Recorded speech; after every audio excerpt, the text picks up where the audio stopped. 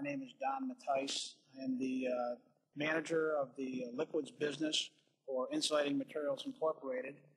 And today I'd like to talk about relative chemical resistance of solventless polyester and solventless epoxy resins. In the world of electrical insulation, many ideas and beliefs have been passed down through generations. Most of these beliefs are based on well-documented data. Some are not well documented. However, because they have been repeated so many times, they have become cast in stone. One such belief is that epoxies are more chemical resistant than polyesters. In fact, there are many possible chemistries for polyester resins and epoxy resins. Through this diversity, some epoxies are more chemical resistant than polyesters and vice versa. IMI has exposed a variety of epoxy and polyester resin formulations to chemicals that may be present in various industrial environments such as paper mills, mining, and chemical manufacturing plants. The resulting data shows that all epoxies and all polyesters do not perform the same when exposed to different chemicals, and the belief that epoxies are more chemical resistant than polyesters is not necessarily true in all cases. One of the main functions of an insulating resin is to bond the primary and secondary insulating components that make up an insulation system and protect them against mechanical failure. The resin may also function as an environmental barrier to protect the insulation system from moisture and chemical attack. A variety of solventless polyester and solventless epoxy resin chemistries were selected for this study based on their availability and general acceptance in the marketplace. Both thixotropic and non-thixotropic resins were tested. Solventless epoxy resin formulations included Lewis acid cure, catalytic cure, and amine cure chemistries. Solventless polyester resin chemistries included vinyl toluene monomer, dialylphthalate monomer, and tertiary butylstyrene monomer catalyzed with dicumyl peroxide or tertiary butylperbenzoate. Solventless polyester and solventless epoxy resins were also selected for this test based on how they are applied to electrical equipment. Application methods for these resins include dip and bake, pour through, trickle treat, and vacuum pressure impregnation. The relative chemical resistance of solventless polyester resins and solventless epoxy resins was determined by measuring helical coil bond strengths before and after exposure to a variety of chemicals. Helical coils were wound using MW35 magnet wire. The solventless resins and helical coils were at ambient temperature at the time of processing. The coils were single dip processed in their respective resins and allowed to drain for 10 minutes before placing in a preheated oven for baking. Pour through polyester and epoxy resins were room temperature cured for 24 hours. All other solventless polyester resins were baked for 10 hours at 160 degrees C, and all other solventless epoxy resins were baked 16 hours at 160 degrees C. Bond strengths were measured in accordance with ASTM D2519 on an average of 5 coils per test condition. The bond strengths were run at 25 degrees C and at 155 degrees C for each resin before and after exposure to the various chemicals. Solutions of the various chemicals were made in accordance with ASTM D543. Where a specific chemical was not listed, a concentration was selected based on a similar compound.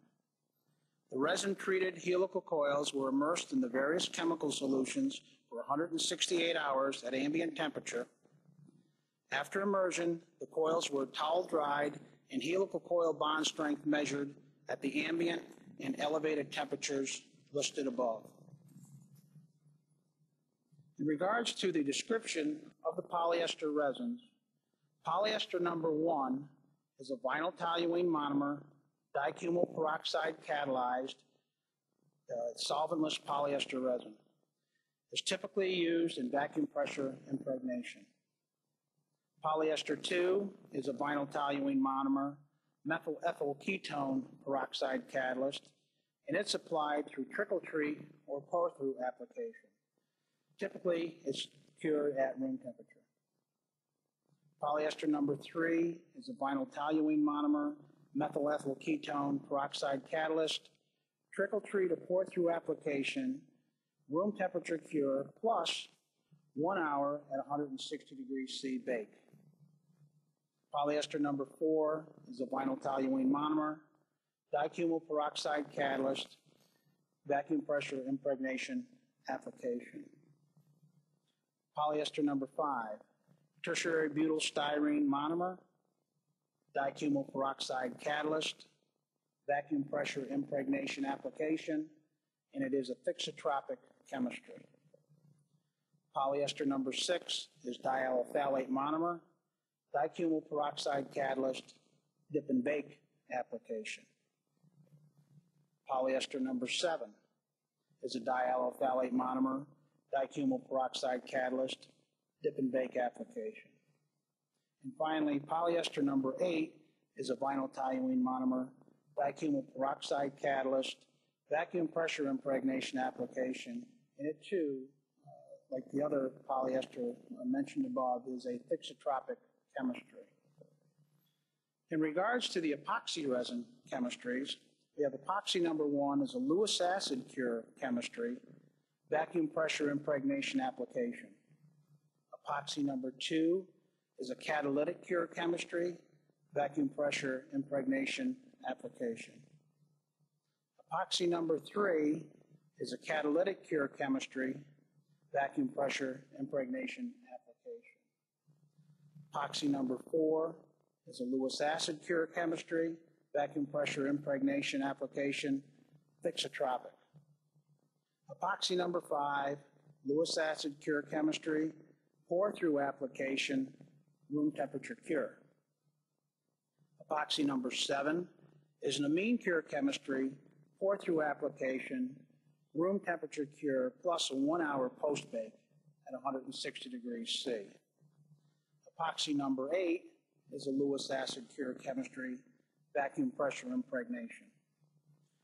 Now, in evaluating these particular resins for suitability in use for electrical apparatus in a harsh environment, if we look through the polyester resins that are demonstrated in slide number 1, table number 1, and slide number 2, table number 2, we see that the polyester number 8 in a white liquor application would be far superior to any of the other 7 candidates.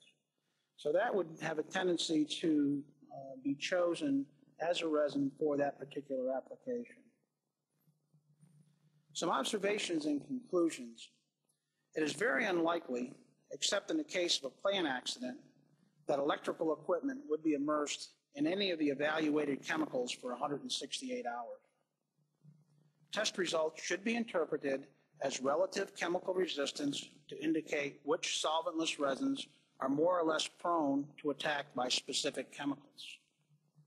Some of the readers may want to use this data in selecting an insulating resin for harsh environment applications. If you plan to evaluate a new insulating resin, you should evaluate the entire insulation system, not just an individual component. Insulation systems are made up of many different components that must be compatible to provide optimal electrical and mechanical protection. Some combinations of insulating materials yield better properties than others. Changes in bond strength after exposure to the various listed chemicals are anticipated. The manufacturer of the electrical equipment must decide how much change is acceptable. If experience shows that a particular resin chemistry has shown poor performance in actual field application, it can be assumed that the same resin chemistry would yield similar results in the lab. With this information in hand, a manufacturer could then select a resin that has superior relative chemical resistance. IMI has proposed a test method to show relative chemical resistance of solventless polyester and solventless epoxy resins. We invite feedback and comments on this method from manufacturers and rebuilders of electrical equipment to make this information more beneficial to the end user. The author wishes to express his appreciation to John Kitsock, Dave Laurenti, Hal Miller, and Bill Pabus of IMI's development and application groups for performing the test and assembling the test data.